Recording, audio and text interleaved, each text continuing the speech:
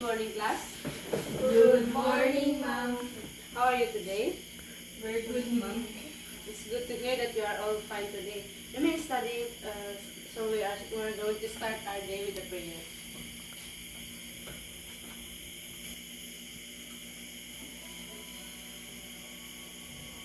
Almighty God, you are the source of life. We thank you for all the blessings you have given to us. Thank you for giving us another day to learn something new. Clear our mind and help us focus. Guide us and our teacher as we study and create new learning experiences. We pray in the name of Jesus Christ. Amen. Amen. Now you may now take your seat, class. Okay. Miss Secretary, is there anyone absent for today? None, ma'am. It's good to hear. Keep it up, class. Now, in our class, I have prepared classroom rules for you to follow. And our classroom rules stands for, can you read it, class? Warm up. Very good, warm up. Now, Marijo, can you stand and read what's W stand for? W stands for work together, ma'am. Yes, very good. W stand for work together because later on I'll be giving you several activities, especially group activities. So, in your group activities, I want you to work together and able for you to finish your activity. Is that clear? Yes, ma'am. Next. A stands for always listen, ma'am. Thank you. You may not be confused. A stands for always listen. And later on, if I will start to discuss our lesson, I want you to pay attention and listen to your teacher. And also, if your classmates are sharing their thoughts and ideas. Next. R stands for respect each other. Respect each other. So, yung classroom rules natin na letter R, stand for respect each other. So, kayong magkaklase, gusto ko kayong nag-respetuhan sa isa't isa. Next. M stands for manage your time. Thank you. M stand for manage your time. Kasi mamaya, may mga activity kayong gagawin. So, bibigyan ko kayo ng time limit na gagawin ang inyong activity.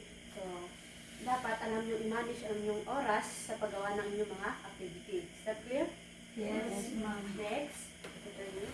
U stands for use kind words, ma'am. Thank you. So, you stand for use kind words. Kapag nagsasalita tayo dito sa classroom rules, ayaw kung may nagsasalita ng bad words. Alam niyo ba yung mga bad words, class?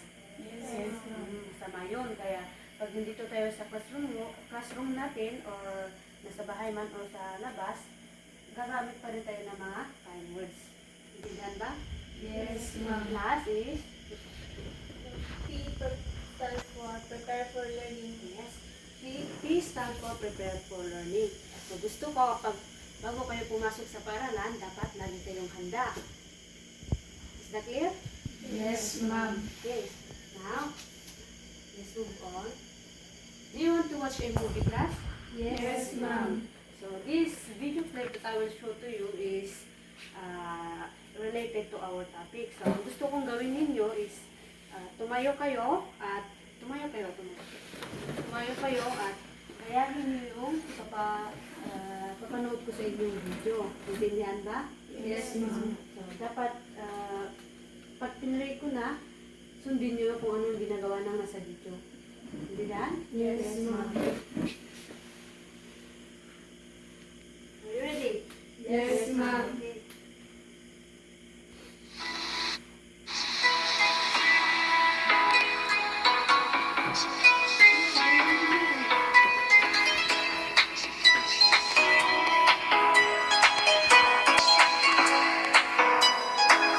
I can tell you what I'm supposed to feel. I can show you what I'm supposed to be.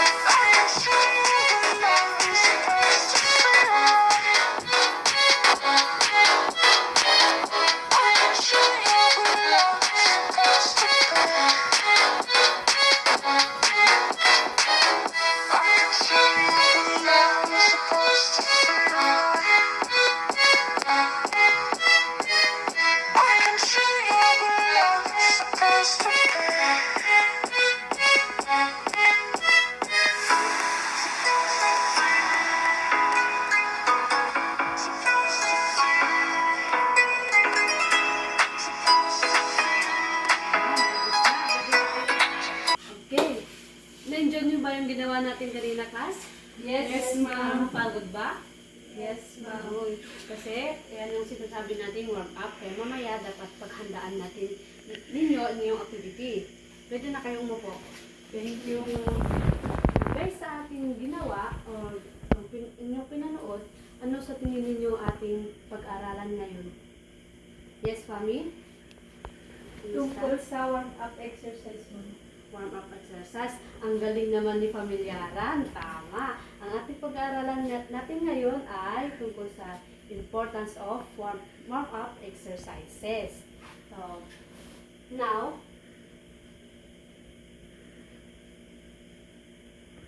before I begin to discuss our lesson, let me present first our objective for today. Can you read it, class? At the lesson, the learners are able to Letter A. identify the importance of warm-up exercises, Letter B. discuss the importance of warm-up exercises, And letter C. perform the different kind of warm-up exercises with enjoyment. Thank you.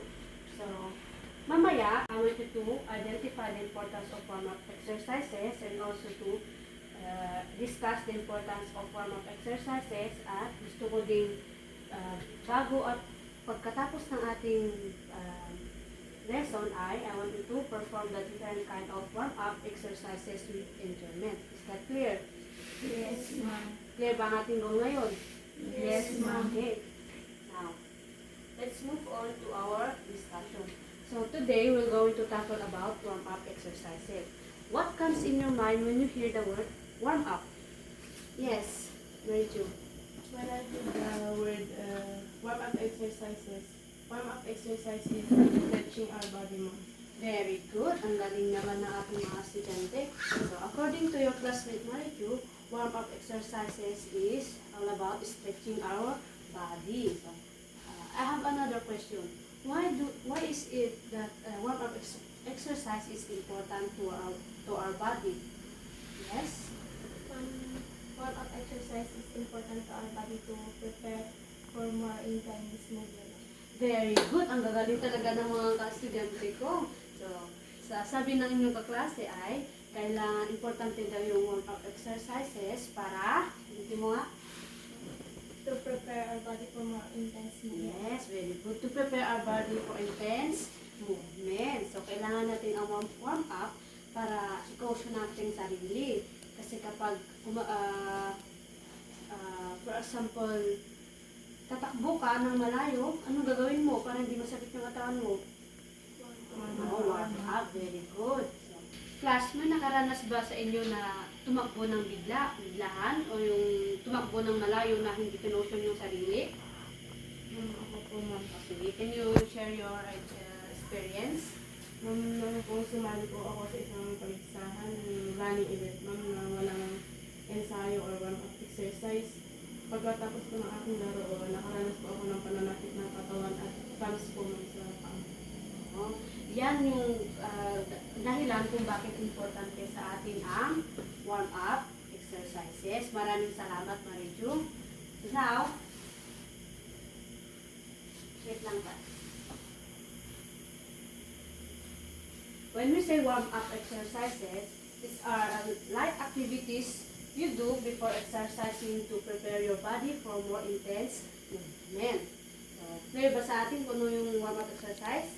Yes, Okay, ma'am. let's move on to the examples of warm-up exercises. The first one is heel to back. May nakakalamba sa inyo ng warm-up exercise na yan? Heel to back? Meron?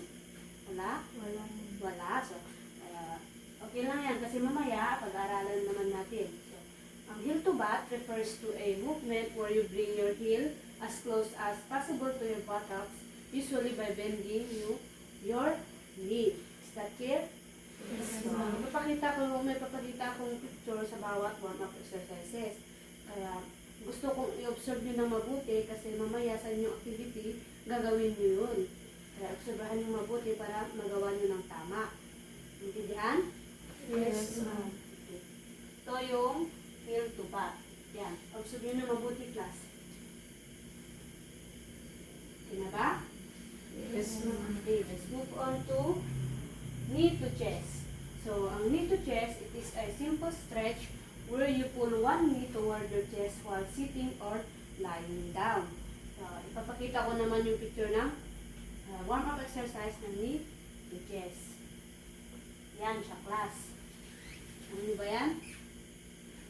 Ano sa tingin nyo yung tinaas ng paa? Right or left? Right, ma'am. Pwede din naman yung left. Nakuha nyo ba? Yes, ma'am. Let's move on to jumping jacks. Familiar ba sa inyo yung warm-up na jumping jacks? Yes, ma'am. Oo, yes, ma'am. Ginagawa nyo ba yan? Yes, ma'am. Magaling. Kaya mamaya, dapat galingan nyo. Dapat yung exercise na yan, dapat kabisado nyo na. Is that clear? Yes, ma'am. Jumping jack, it says here, exercises where you jump your feet up to the side while simultaneously raising your arm overhead. The jump back to a standing position with feet together and arms at your side. Ito yung sample ng jumping jack. Yan. Ito yung first step at yan naman yung second step. Kanina sa ating pinanood na video at ginawa, di ba ginawa nyo na yan? Yes, So, ma'am. kabisado nyo na. Okay, let's move on to arm circle. So, arm circle, it says here, where you rotate your arms in a circular motion, either forward or backward. Ginawa din natin yan kanina, di ba? Yes, ma'am. Oo, magaling. Alam nyo bang gawin yun? Yes, ma'am. Okay. So, ito yan. Yan. Yan yung ginawa natin kanina sa ating warm-up. Stretch yung kamay, tapos circle yung dalawang kamay. Intindihan? Yes, ma'am. Next is hip rotation. Alam nyo na ba to, class, or di pa? Alam ba? Yes, ma'am. Okay, very good. Ang gagaling naman ng mga estudyante ko So, says here, hip rotation is the movement of your thigh, bone, and move your hips in a circular motion, either clockwise or counterclockwise. Para mas lalong maintindihan ninyo, papakita ko yung example niya. Yan. Ano sa tingin niyo yung ginagawa ng larawan dyan? Yes, pamilyaran. Ano sa tingin mo yung ginagawa ng larawan dyan? Ikot yung baywang mo. Saan yung baywang mo? Gawin mo nga yung ginagawa niya. Ang galing. Alam nyo naman pala eh. Pwede ka nung mawala. Maraming salamat pamilyaran. Okay na ba yung product na to? Yes, ma'am. Move on to squats.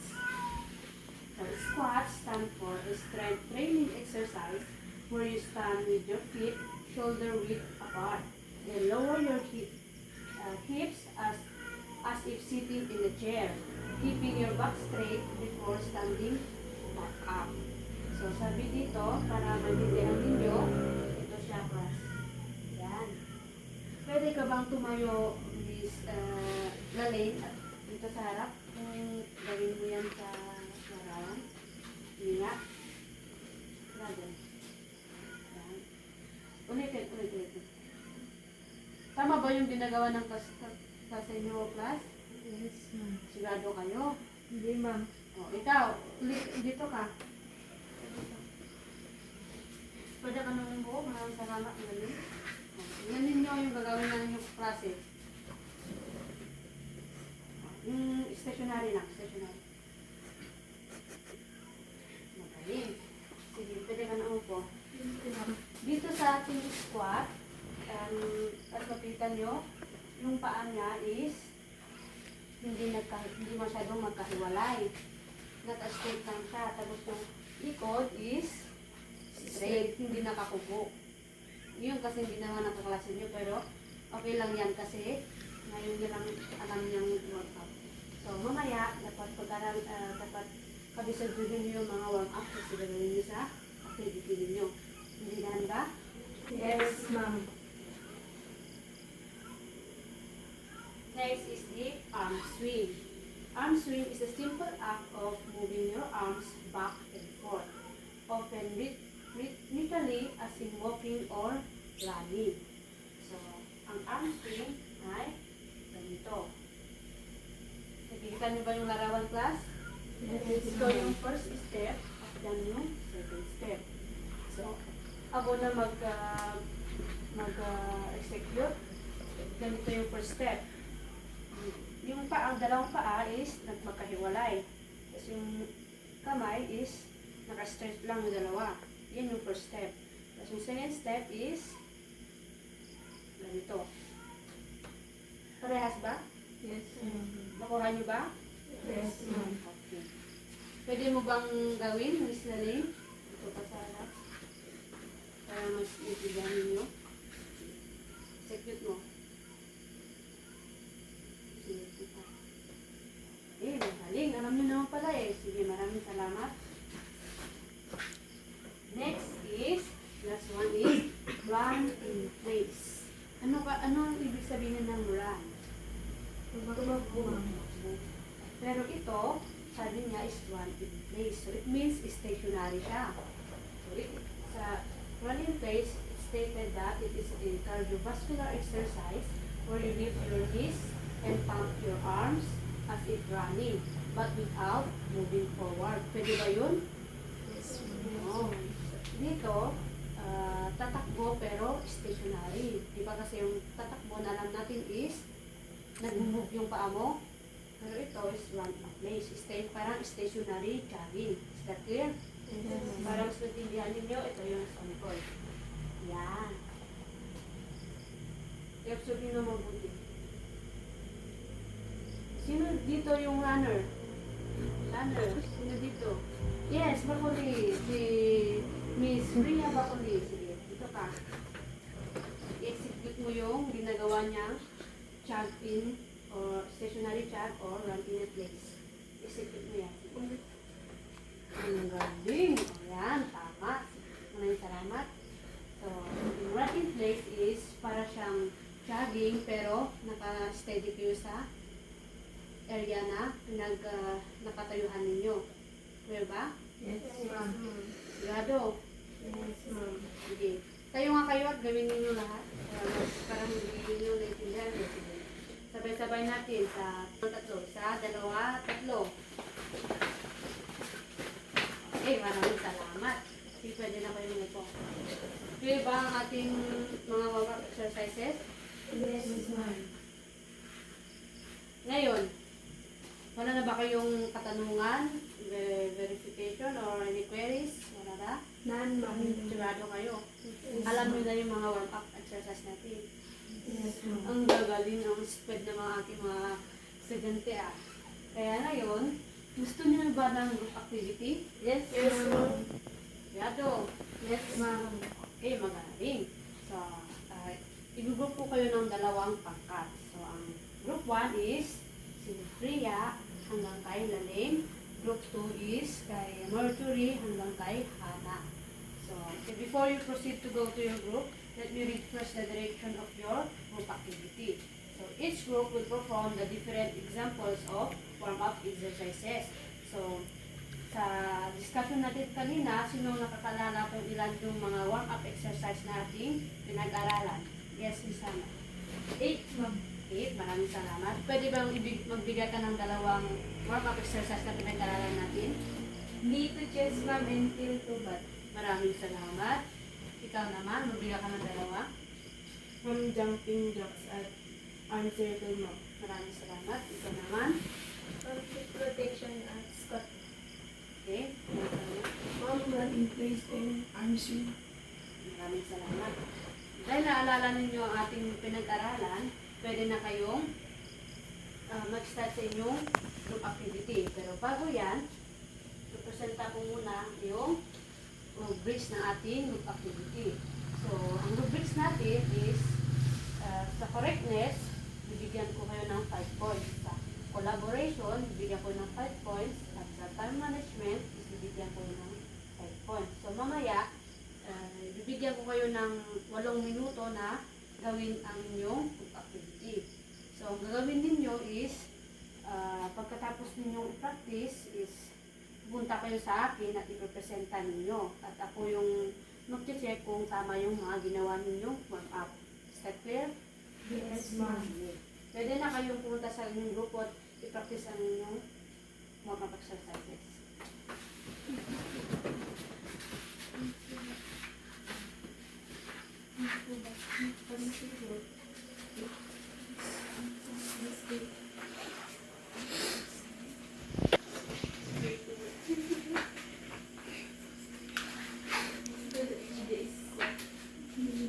Okay, tapos na inyong 8 minuto. Pwede na, saan yung group 1? Saan yung group 1? Sila mo. Kayo yung unang magpa-perform. Group 2, pwede na muna kayong mapo. Panoorin natin ang group 1. Sige. Can you perform knee to chest? Knee to chest. Okay. Tama ba yung paggawa nila, class? Yes, ma'am. Okay. Next is jumping jacks.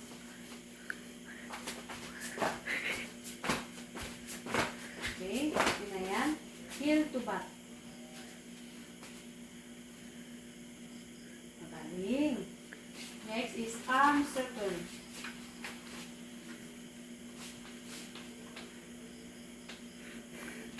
Rotate nyo sa kabila. Magaling. Next naman ay hip rotation.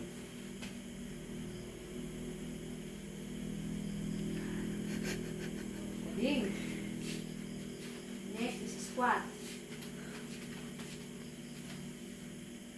Ulit. Ulit. Ulitin pa. Ulit. Ulit. Ulit. Maraming salamat. So next is, may dalawa pa tayong ginawa. Arm swing.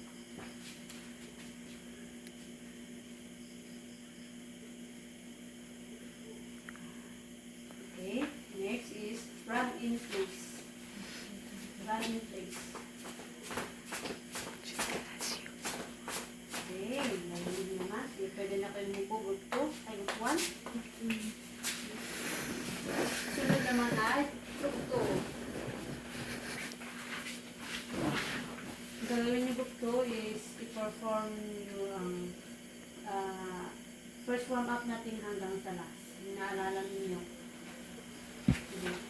First is heel to back.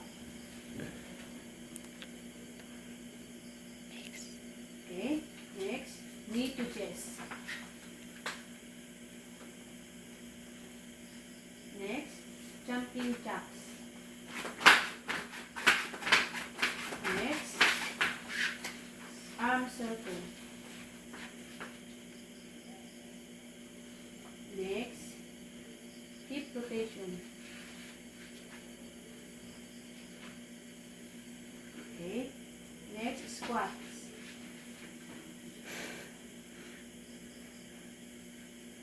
Okay. Next, arm swing.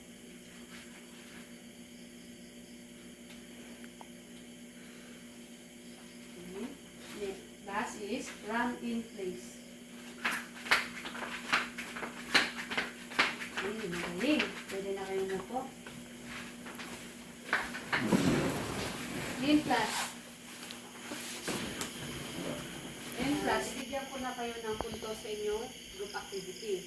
So, kanina, na-execute naman ng group 1 ang lahat ng warm-up exercises. Tama ba? Yes, ma'am. Kaya bibigyan ko sila ng 5 points sa correctness. May collaboration ba yung group 1? May Yes, collaboration? ma'am. Oo, meron kasi sabay silang nag-execute. Bigyan na pala pa. Na-execute ba nila ng tamang oras? Yes, ma'am. Bigyan ko kayo ng 5 points. Ito total of bigyan na lang ng tarpa. Okay. Sa group 2 naman, na-execute nyo naman lahat ng 8 warm-up exercises. Kaya bigyan ko kayo ng 5 points sa yes. At collaboration naman kasi sabay nilang in-execute. At nabit nila yung time sa pag-perform. Kaya bigyan ko sila ng 5 points. Ito total of very good class. Stainless stand. Gawin natin yung, alam nyo ba yung wonderful clap? Hindi. So, gagawin ko at susundin nyo naman. So, ganito yan. 5, 4, 3, 2, wonderful.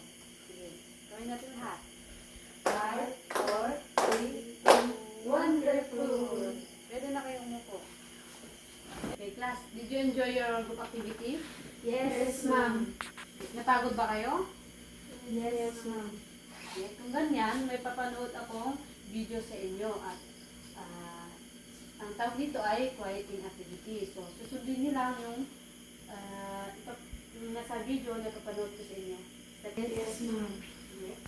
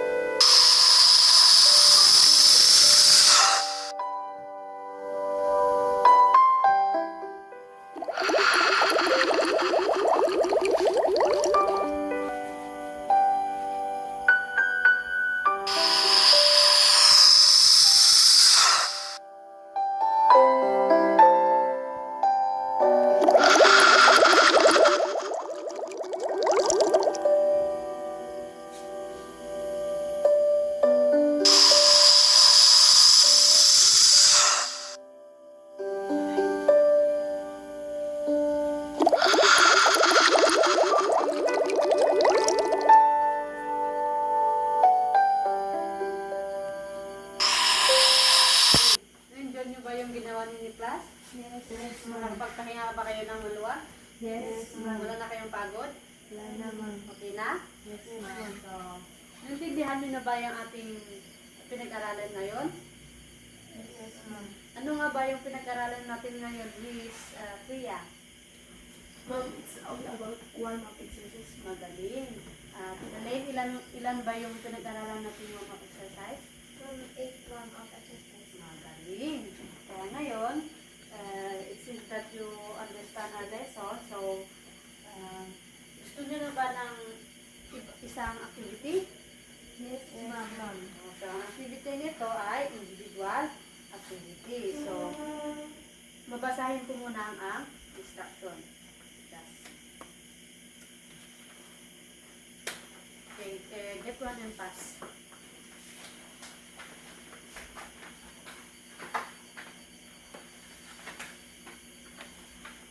So, bago nyo simulan, basahin ko muna yung instruction. So, sabi ng instruction is put the correct answer of the following question. So, dito, may nakalagay na answer na pagpipilihan nyo at basahin nyo lang yung mga question at ilagay kung ano yung tamang sagot. Is that clear? Yes, At sa baba naman ay may essay kayo. Sa essay is what are the benefits of exercise in our body. So, pwedeng kahit weekly lang o kung ano yung pagkaintindi nyo. Bibigyan ko kayo ng 5 minuto para gawin yan. Pwede nyo simulan sa class.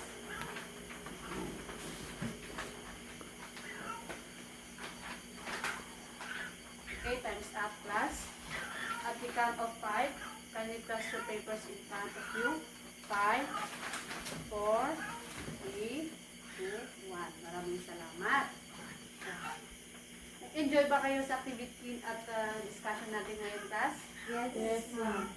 Gusto niyo na ba umuwi? Yes, ma'am. Tumayo kayo. Goodbye, class. Goodbye.